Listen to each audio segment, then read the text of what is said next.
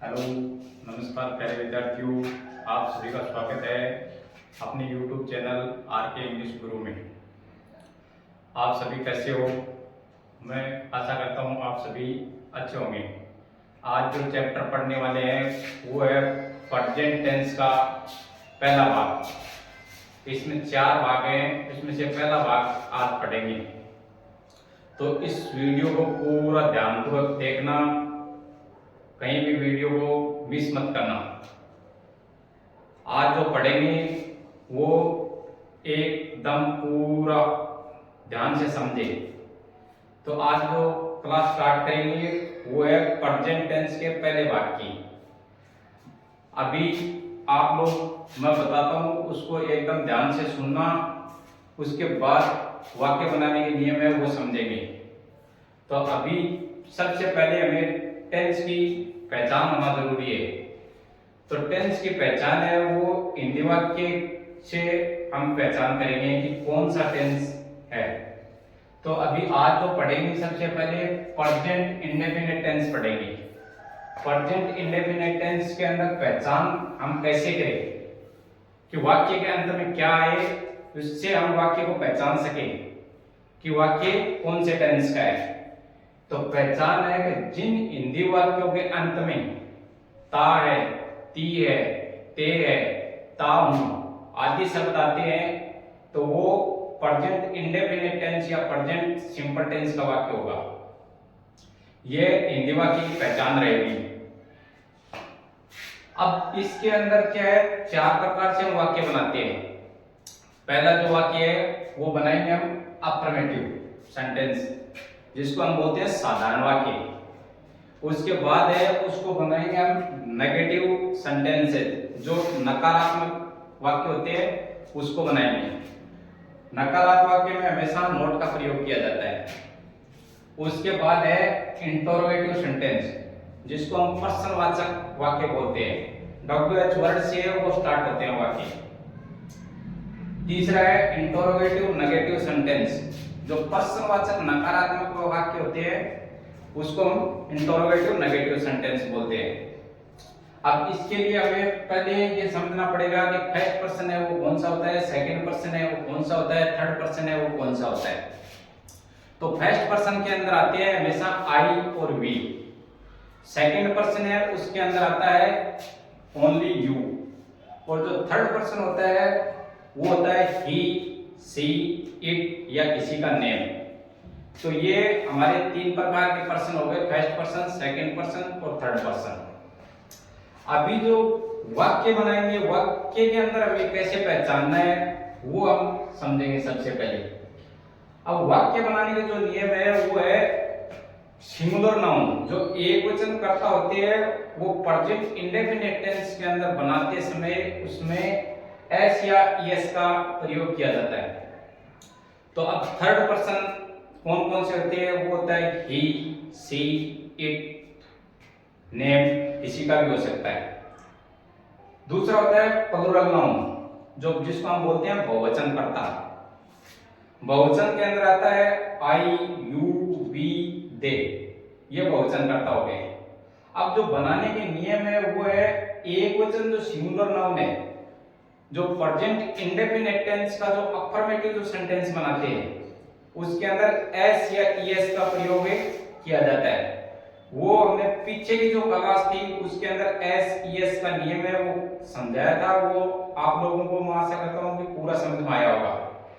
अगर किसी विद्यार्थी ने वो वीडियो नहीं देखा है तो पीछे जाके उस वीडियो को पहले समझे, उसके बाद वाक्य बनाने समझ में आएंगे। तो वाक्य बनाने के जो नियम है वो है एक वचन कर्ता के साथ जो मुख्य क्रिया होती है उसके अंदर एस या ईएस का प्रयोग किया जाता है। दूसरा है जो प्लूरल नाउन है, जो बहुवचन कर्ता है, बहुवचन कर्ता के साथ मुख्य क्रिया में एस या ईएस का प्रयोग नहीं किया जाता है। अभी ये हम आगे पूरा स्ट्रक्चर के माध्यम जो फॉर्मूला होता है वो फॉर्मूला के हिसाब से हम वाक्य को समझेंगे।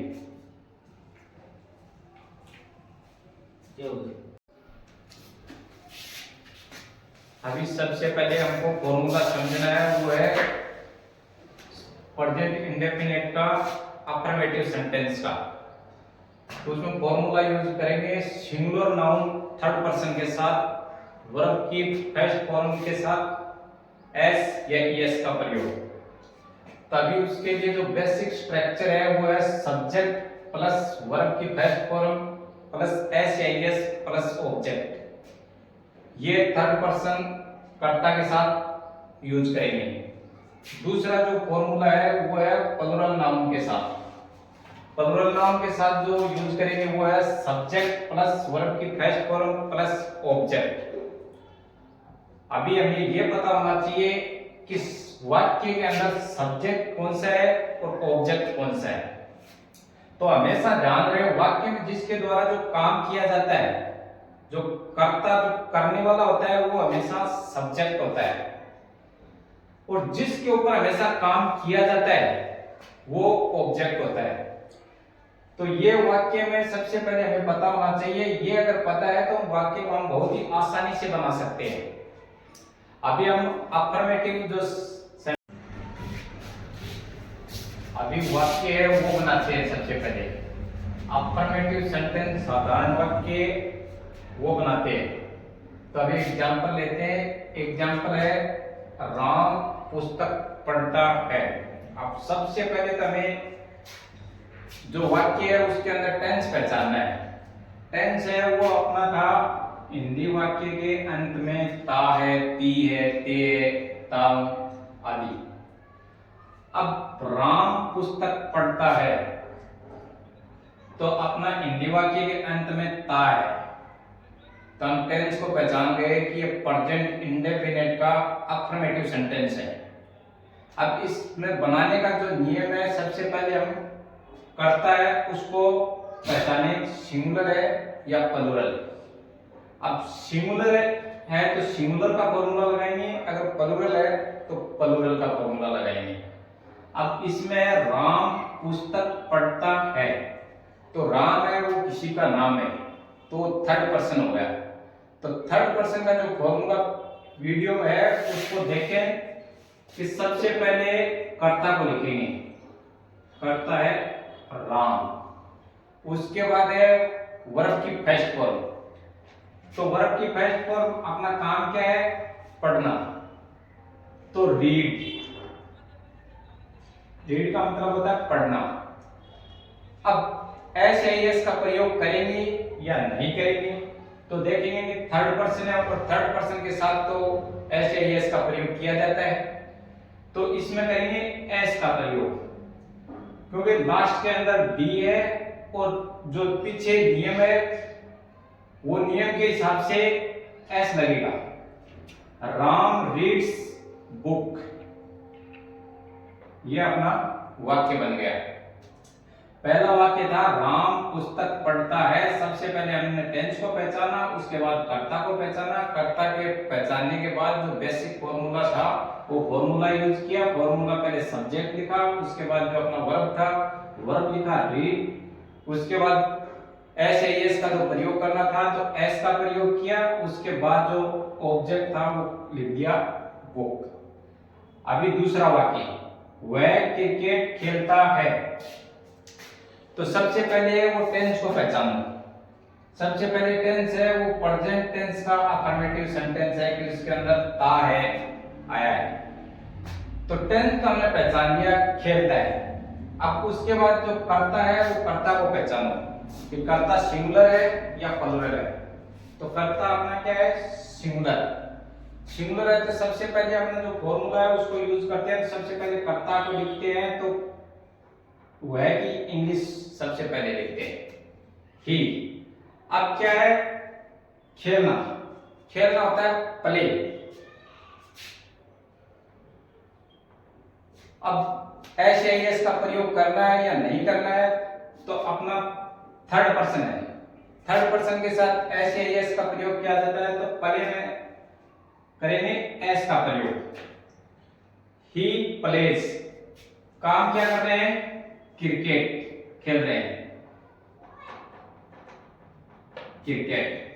तो अपना वाक्य था ही प्लेज क्रिकेट, वह क्रिकेट खेलता है। अब दूसरा जो वाक्य वो कंप्लीट होगा। तीसरा वाक्य है तुम विद्यालय जाते हो। तो सबसे पहले वो टेंस को पहचानिए। टेंस है अपना प्रेजेंट का, प्रेजेंट जो टेंस है उसमें अफर्मेटिव सेंटेंस है, जाते हो। तो सबसे पहले टेंस को पहचाना। टेंस को पहचानने के बाद है कर्ता को पहचाना। इस बार कर्ता है वो प्लूरल है, तुम। कर्ता प्लूरल है तो उसके लिए जो फॉर्मूला लिखा है सब्जेक्ट प्लस वर्ब की फर्स्ट फॉर्म प्लस ऑब्जेक्ट। तो सबसे पहले जो कर्ता है उसकी इंग्लिश लिखेंगे यू। उसके बाद जो जाना है उसकी लिखेंगे तो गो। अपना वर्ब का फर्स्ट फॉर्म ये। फर्स्ट फॉर्म के साथ फिर ऐसे एस का प्रयोग नहीं किया जाएगा क्योंकि अपना कर्ता है वो प्लूरल है। और जाने के लिए हमेशा प्रीपोजिशन है वो टू का यूज किया जाता है। तो अभी जो सेंटेंस अपना बन रहा है यू गो टू स्कूल।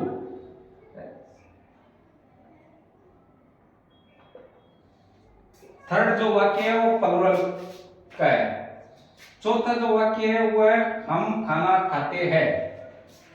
सबसे पहले इसमें टेंस को पहचानो। तो खाते हैं तो अपना वाक्य है वो अफर्मेटिव है, साधारण वाक्य है। तो अभी इसके बाद कर्ता को पहचानो। कर्ता है वो प्लूरल नाउन है। प्लूरल नाउन है तो सबसे पहले हमें उसकी इंग्लिश बनाते हैं वी। खाना क्या होता है? ईट, खाते हैं। और खाना है वो वी ईट फूड। ये हमारा वाक्य बन गया। वीडियो अगर अच्छा लगा हो तो लाइक करें, अपने दोस्तों में ज्यादा से ज्यादा शेयर करें और कमेंट करके बताना कि वीडियो आपको कैसा लगी।